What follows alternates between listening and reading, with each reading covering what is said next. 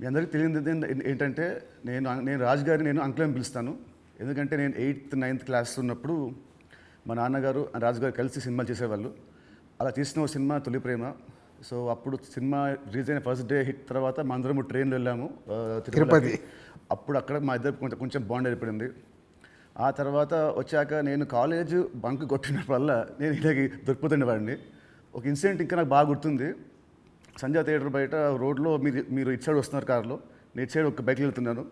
సినిమాలో ఒక hero heroine చూసినట్టు లుక్స్, అంత బిజీ రోడ్లో ట్రాఫిక్లో మీరు నన్ను చూడడం, నేను మిమ్మల్ని చూడడం చూసి నేను భయపడిపోయి మీకు కాల్ చేసి అంకుల్ ఇంట్లో చెప్పకుండా చెప్పడము, థ్యాంక్ యూ మీ ఇంట్లో చెప్పలేదు, మీరు చెప్పుంటే అప్పుడు నాకు పగిలిపోయి ఉండేది.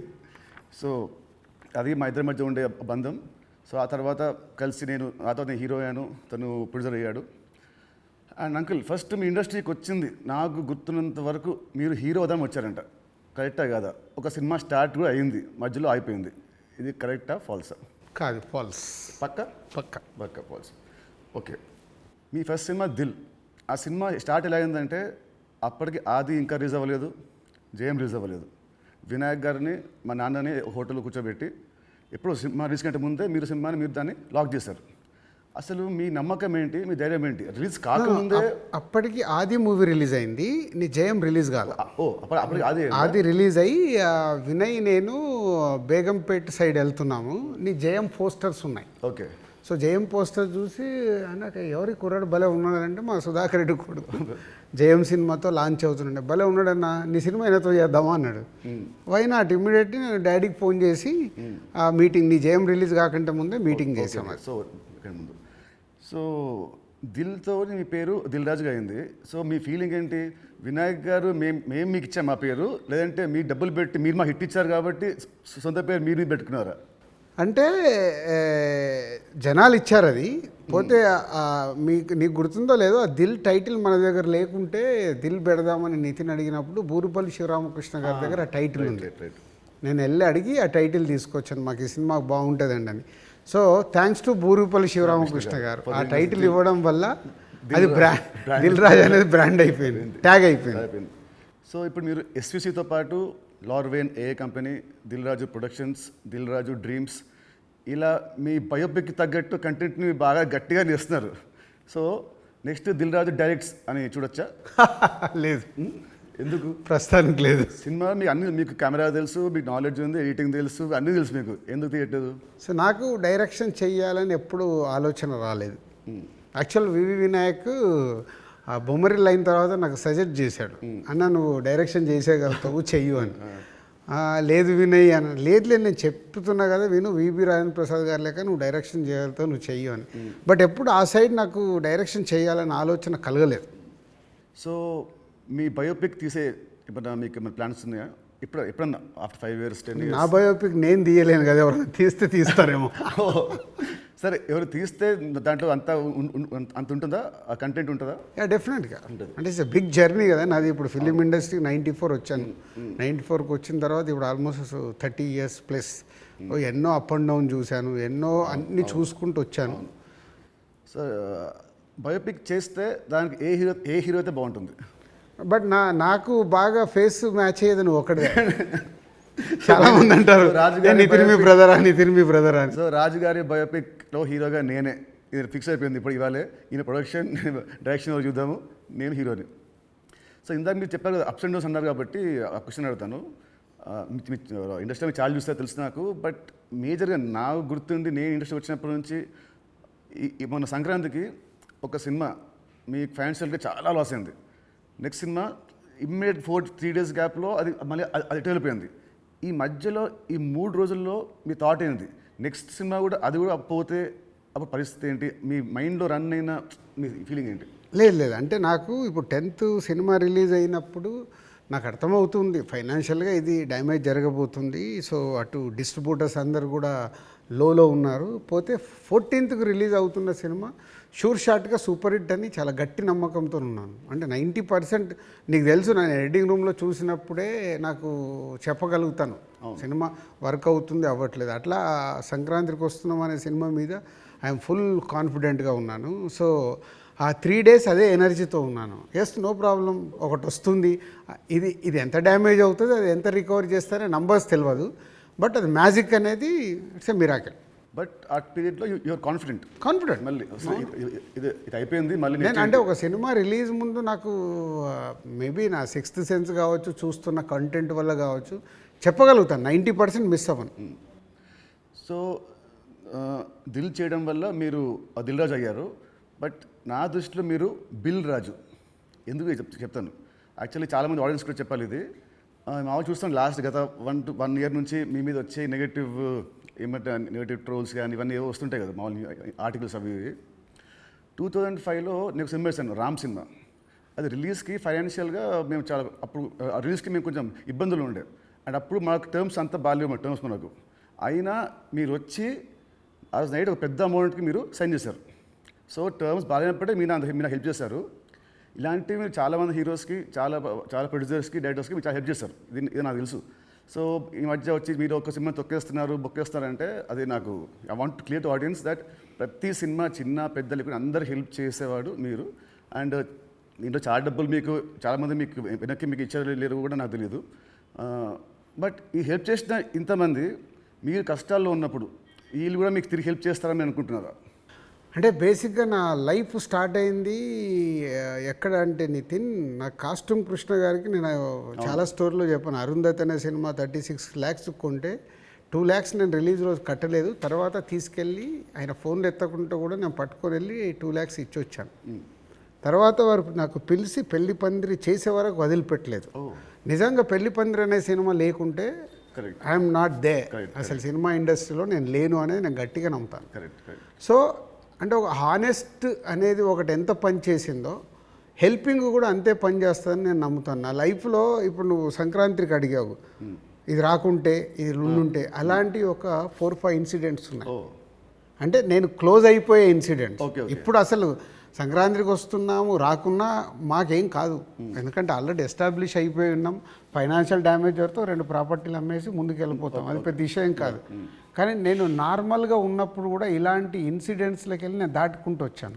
అంటే అది ఎప్పుడు అదే నేను నమ్మేది, వెన్ వీఆర్ హెల్ప్కు మనం ముందుంటామో మన కష్టం వచ్చినప్పుడు భగవంతుడే తిరిగి ఇస్తాడని. అది నా లైఫ్లో 3-4 ఇన్సిడెంట్ నాకు సినిమా ఫీల్డ్లో జరిగాయి. దిల్ మీద చేసినప్పుడు ఆ రోజుల్లో ఇట్ వాజ్ ఆ రోజు సినిమాకి ఖర్చు మీరు బాగా పెట్టారు. ఆ రోజు బాగా పెట్టారు. అండ్ అందుకే అప్పటికి మన వినాయక్ గారికి ముందు సినిమా కూడా అంత ఆడలేదు, బట్ స్టిల్ మీరు ఖర్చు బాగా పెట్టారు. ఆ సినిమా హిట్ అయింది, దాంతో మీ లైఫ్ మారిపోయింది. ఇప్పుడు తమ్ముడు సినిమాకు ఒక రిఫరెన్స్ లేకుండా కూడా మీరు సినిమాని ఇంత ఖర్చు పెట్టారు. దీని మీద నమ్మకం, కథ మీద నమ్మకమా, డైరెక్టర్ మీద నమ్మకమా, ఆర్ ఈ తమ్ముడు సినిమా మీకేం తెస్తుంది? పేరు తెస్తుందా, డబ్బు తెస్తుందా? అంటే ఈ సినిమాకు బేసిక్గా నేను క్రెడిట్స్ ఇచ్చేది డైరెక్టర్కే.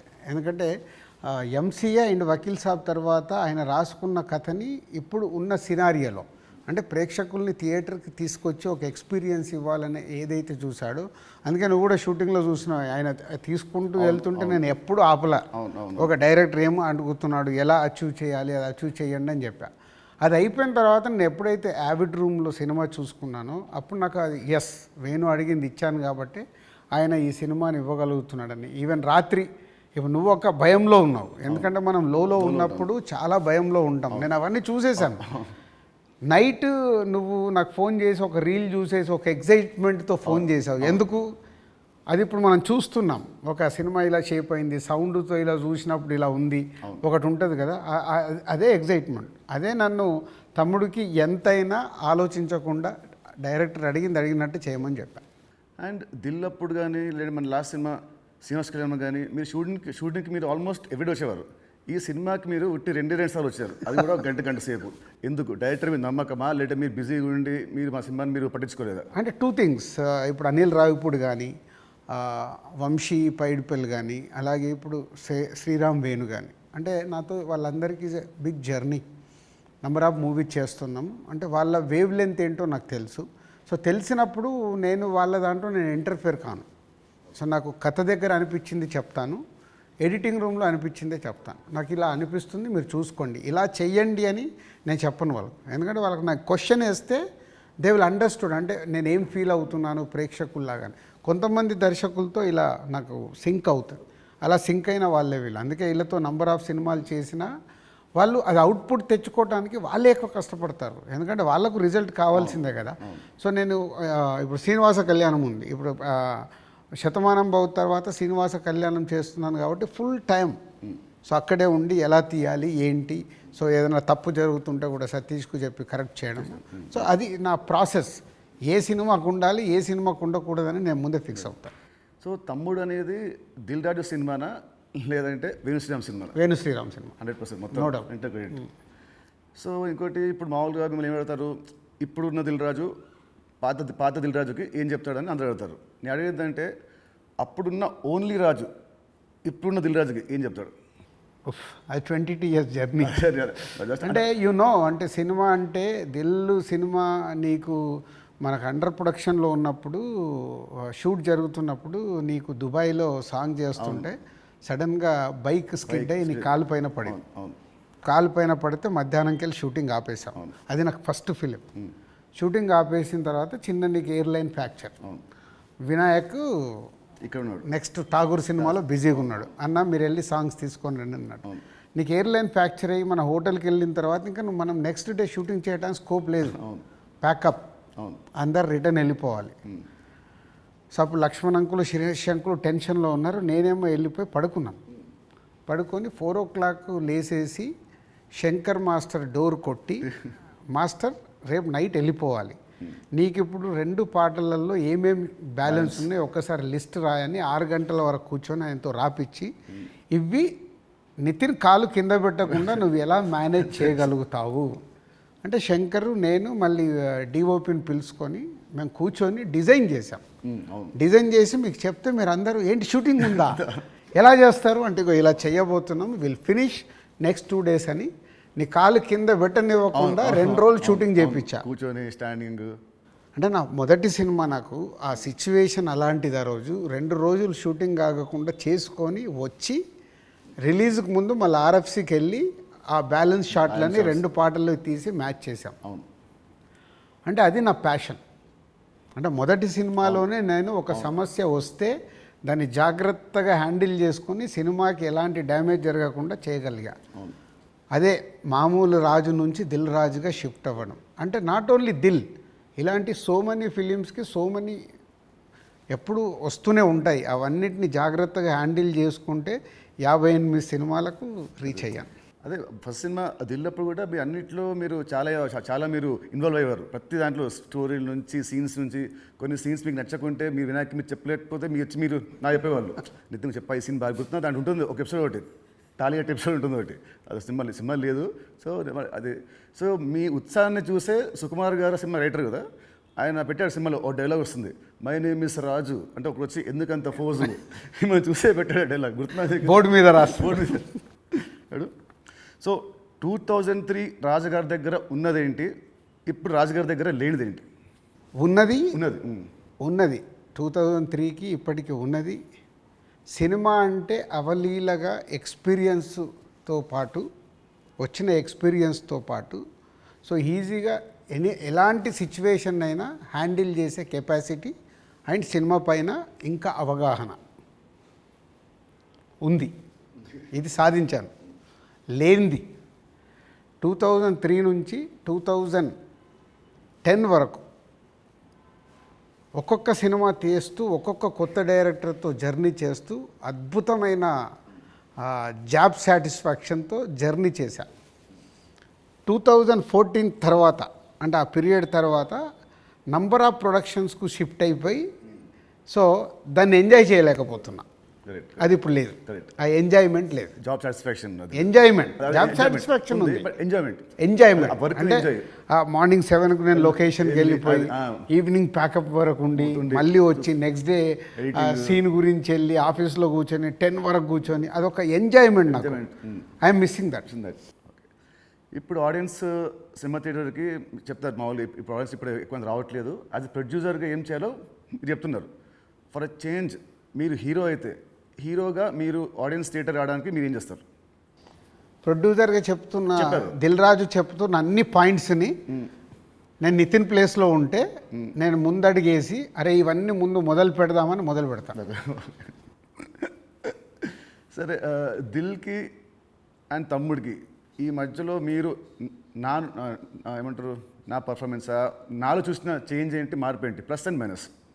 ప్లస్లు చాలా నువ్వు అప్పటికి ఇప్పటికీ ఏంది న్యాచురల్గా ఒక 22-23 ఇయర్స్ నువ్వు యాజ్ యాక్టర్గా ఇక్కడ వరకు జర్నీ చేసావు. అంటే నాకంటే సీనియర్ నువ్వు యాక్చువల్ 1 ఇయర్ సీనియర్. నేను 2003లో ప్రొడ్యూసర్ని అయ్యా, నువ్వు 2002లోనే హీరో అయ్యావు. అంటే నాకంటే 1 ఇయర్ సీనియర్. సో నీకున్నది ఆ ఎక్స్పీరియన్స్ వచ్చింది ప్లస్. సో ఆ ఎక్స్పీరియన్స్తో నేను ఎలా హ్యాండిల్ చేస్తున్నానో థింగ్స్ని హ్యాండిల్ చేయగల కెపాసిటీ వచ్చింది, మేనేజ్ చేయగలిగే కెపాసిటీ లేనిది. అంటే 23 సంవత్సరాలలో నువ్వు అంటే ఇప్పుడు ఒక దిల్ రాజుగా నేను నీకంటే జూనియర్ని 1 ఇయర్ని సాధించుకుంటూ ఒక టాప్లోకి వచ్చా. నితిన్ని నేను అలా ఊహించా. నేను దిల్ సినిమా చేస్తున్నప్పుడు, ఆర్య సినిమా చేస్తున్నప్పుడు బన్నీని, దిల్ సినిమా చేస్తున్నప్పుడు నిన్ను, అంటే వీళ్ళు నాకు ఫ్యూచర్ స్టార్స్ అని ఊహించా. కానీ నువ్వు ఆ మార్క్ అచీవ్ చేయలేకపోయావు, నువ్వు కోల్పోయింది అదే అనేది నా ఫీలింగ్. ఇప్పుడు తమ్ముడితో నాకు మళ్ళీ వస్తుందనుకుంటారా ఆ పూర్వ వైభవం? తమ్ముడితో సక్సెస్ఫుల్ హీరోగా వస్తావు, కానీ ఇది సరిపోదు. ఎల్లమ్మతో కొట్టాలి. సో దిల్కి సీక్వెల్ చేసే ప్లాన్ ఏమైనా ఉందా? ఎందుకంటే అదొక మంచి బ్రాండ్ వాల్యూ. మళ్ళీ వినాయక్ గారితో నాతోని దిల్ పార్ట్ 2 అంటే అప్పుడు ఫాదర్ క్యారెక్టర్ నువ్వు వేయాలి, కొడుకు క్యారెక్టర్ నువ్వు వేయాలి. ఉంది కదా, ఇలాగ సినిమాలో ఉంది కదా, ఇచ్చాం కదా మనం లీడ్. కరెక్టే, సినిమాలో మనకు లీడ్ ఉంది. సినిమా లీడ్ ఉంటుంది, అది వేసుకొని లాస్ట్ సీన్ అదే ఉంటుంది. ప్రకాష్ రాజ్ గారిది ఫోటో మీదకి వెళ్ళి రివీల్ చేస్తే అలా చేయాలి. అప్పుడు 1 వర్డ్ ఆన్సర్స్ కావాలి. 1 వర్డ్ ఆర్ 2 వర్డ్స్ మీ ఇష్టం. 1-2 వర్డ్స్ ఆన్సర్స్. మీకు చెప్తాను కొన్ని పేరు వినగానే మీకు వచ్చే ఫస్ట్ మీ థాట్స్. పవన్ కళ్యాణ్ గారు is my star. Mahesh Babu గారు. మహేష్ గారు మా ఇద్దరికి ఒక తెలువని అండర్లింక్ ఉంటుంది. ప్రభాస్ గారు ఈజ్ మై డార్లింగ్. ఎన్టీఆర్ గారు మై నాన్న. నాన్న అని పిలుస్తాను నేను. ఓ అదేంటి ఆ లింక్ ఏంటి? అది అప్పుడు తారక్తో డిస్ట్రిబ్యూటర్గా ఉన్నప్పుడు క్లోజ్నెస్ ఉండి బృందావనం చేస్తున్నప్పుడు అప్పటికి కొడాలి నానిగారు వీళ్ళందరూ తారక్తో ఉండేవాళ్ళు. వాళ్ళందరూ నాన్న నాన్న అని పిలిస్తే నాకు అది ముద్దుగా అనిపించేది. అంటే నాకు ఈ అవకాశం ఉంది కదా అని అప్పటి నుంచి నేను కంటిన్యూ. తారక్ నన్ను అన్న అంటాడు, నేను నాన్న అంటాడు. బాగుంది. Charan garu his megastar son. So ఒక సినిమా అంటే ప్యాషన్గా మెగాస్టార్ సన్ అయినా ఎదుగుతూ వచ్చిన is star hero. Allu Arjun garu. Bunny is my brother. Next Shirish Reddy garu. Shirish అందరికీ తెలిసింది మై బ్రదర్. పోతే మా ఇద్దరికి సినిమా దాంట్లో ఎప్పుడు ఒక కాన్ఫ్లిక్ట్లో ఉంటాం. అవునా? ఓకే. అంటే ఆలోచన విధానంలో కాన్ఫ్లిక్ట్గా మాట్లాడుతుంటాం, బట్ కన్క్లూడ్ చేస్తాం. రిజల్ట్ ఉంటుంది మాకు. About Venu Sriram. Venu is my boy. Thammudu సినిమాని 3 ముక్కలో చెప్పాలంటే తమ్ముడు, what is Thammudu for you? Nithin నాకు తమ్ముడు, వేణు నా తమ్ముడు. తమ్ముడు సినిమా మీకు పేరు తెస్తుందా, మీకు డబ్బు తెస్తుందా? ఫస్ట్ పేరు తెస్తుంది, తర్వాత నేను పెట్టిన డబ్బు తెస్తుంది, ఇంకా అద్భుతాలు జరిగితే లాభాలు తెస్తుంది. సో July 4th సినిమా వస్తుంది తమ్ముడు. సో ఆడియన్స్కి మీరేం చెప్తారు? అన్ని ఇంటర్వ్యూలలో చెప్తున్నట్టే. సో ఈ సినిమా, ప్రతి సినిమా అందరికీ ఇంపార్టెంటే. ఈ సినిమా వేణు శ్రీరామ్, సో ఎంసీఏ వకీల్ సాబ్ తర్వాత బెస్ట్ సినిమా, ఆడియన్స్కి ఒక ఎక్స్పీరియన్స్ సినిమా ఇవ్వాలని చాలా కష్టపడి అవుట్పుట్ ఒక రేపు ఎక్స్పీరియన్స్ ఇవ్వబోతున్నాడు అవుట్పుట్తో. సో అది నో డౌట్. సో దిల్ రాజుగా నాకు సంక్రాంతికి వస్తున్నాం ఒక బ్లాక్ బస్టర్ అయితే, దాని తర్వాత మా బ్యానర్ నుంచి వస్తున్న వెంకటేశ్వర క్రియేషన్ నుంచి వస్తున్న ఒక మంచి సినిమాతో దిల్ రాజు మీ ముందుకు తీసుకొస్తున్నాడు ఈ సినిమాని. ఇది నాకు సక్సెస్తో పాటు ఒక ఎనర్జీని ఇస్తుంది. బట్ నితిన్కి ఇది సక్సెస్ చాలా అవసరం. సో ప్రాపర్గా సినిమాని మీకు నచ్చే విధంగా రెడీ చేసి మీకు తీసుకొస్తున్నాం. July 4th మీరు థియేటర్కి రండి, ఫ్యామిలీస్తో వచ్చి మీరు ఎంజాయ్ చేస్తారు సినిమా, అది నా ప్రామిస్. ఎంజాయ్ చేసిన సినిమాని బయటికి వెళ్ళిన తర్వాత మీరే చెప్తారు ఒక వావ్. అంటే నితిన్కి ఒక కొత్త సినిమా, కొత్త అప్రోచ్. ట్రైలర్ కంటే ముందు తమ్ముడు వేరు, ట్రైలర్ వచ్చిన తర్వాత నితిన్తో ఇలా తీశారు ఆ సినిమా అన్నారు. అది ఫస్ట్ పాయింట్. అలాగే తమ్ముడు అని టైటిల్ పెట్టుకొని ఏ సర్టిఫికేట్ తీసుకున్న దిల్ రాజు. సో ఇది సెకండ్ పాయింట్. అంటే థియేటర్ ఎక్స్పీరియన్స్ కోసం కాంప్రమైజ్ అవ్వకుండా ఏ సర్టిఫికేట్ కూడా తీసుకున్నాము. యూఏ సెన్సార్ వాళ్ళు కొంచెం లెంత్ తగ్గించుకొని యూఏ తీసుకోండి అన్న కానీ ఏ సర్టిఫికేట్ తీసుకోవడానికి థియేటర్లో ఎక్స్పీరియన్స్ మిస్ అవ్వకూడదు. ఏదైతే డైరెక్టర్ అనుకున్నాడో, నితిన్ ద్వారా ఏదైతే మీకు అందివ్వాలనుకున్నాడో, నితిన్ చుట్టూ ఒక 5 ఉమెన్ని పెట్టి ఒక కాన్సెప్ట్ ఫిలింగా 80% ఆఫ్ ద ఫిలిం మీకు ఫారెస్ట్లో ఉంటుంది. ఇది 24 అవర్స్లో జరిగే కథ. ఒక ఎక్స్పీరియన్స్ మట్టుకు డెఫినెట్గా ఈ సినిమాతో పొందుతారు. Please come and watch in theatres from July 4th. తమ్ముడు సినిమా ఉంది. తమ్ముడు సినిమా రిలీజ్ కాకముందే మీరు నాకు ఎల్లమ్మ అనే ఒక కథ వినిపించారు. మామూలు ఇండస్ట్రీలో ఉంటుంది, ఈ సినిమా హిట్ అయితే నెక్స్ట్ సినిమా చేస్తాము అని ఉంటుంది. మీకు ఏంటి మళ్ళీ మీ మైండ్ సెట్ ఈ సినిమా రిజల్ట్తో సంబంధం లేకుండా నాతో నెక్స్ట్ సినిమా చేస్తున్నారు, ఇమీడియట్ సినిమా? సేమ్ నాకు సుబ్రహ్మణ్యం ఫర్ సేల్ జరుగుతుంది తేజుతో. అనిల్ రావిపూడి పటాస్ రిలీజ్ అయింది. పిలిచి అనిల్ని సినిమా చేస్తా అన్నప్పుడు సుబ్రహ్మణ్యం ఫర్ సేల్లో ఒక సాంగ్ చూపించి ఈ హీరోతో సినిమా చేద్దామని చెప్పా. అప్పటికే పిల్ల నువ్వు లేని జీవితం చేశాం గీత వాళ్ళతో కలిపి. సో సుబ్రహ్మణ్యం ఫర్ సేల్ సినిమా హిట్ అవ్వబోతుందని నాకు అర్థమైంది. నాకు అర్థమై వైనాట్ అంటే పటాస్ పెద్ద హిట్ అయింది. సుబ్రహ్మణ్యం ఫర్ సేల్ హిట్ అయినప్పుడు వాళ్ళిద్దరు కలిస్తే సుప్రీం అయింది. ఓకే. సో ఇది అలాగే తమ్ముడుతో నితిన్కు మళ్ళీ సక్సెస్ వస్తుంది. బలగంతో ఆల్రెడీ వేణు సక్సెస్ కొట్టాడు. వీళ్ళిద్దరు కలిస్తే ఎల్లమ్మ అద్భుతంగా ఉంటుందని నా విజన్. ఓకే, మీ విజయం మనస్ఫూర్తిగా అవ్వాలని కోరుకుంటున్నాను. Thank you uncle, thank you so much. Thank you.